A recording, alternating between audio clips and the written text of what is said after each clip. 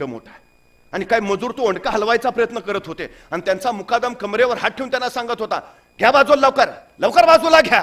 त्यांची ताकद कमी पडत होती, ओंडका काय सरकत नव्हता.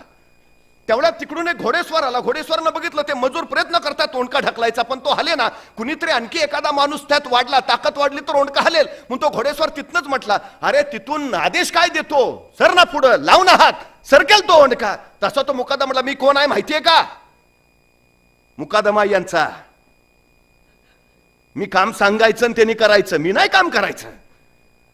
घोडेस्वार काय बोलला नाही, सरळ घोड्यावरनं खाली उतरला, त्या मजुरांमध्ये मिसळला, स्वतःची ताकद त्या ओंडक्याला लावली. काही क्षणातच तो ओंडका बाजूला झाला.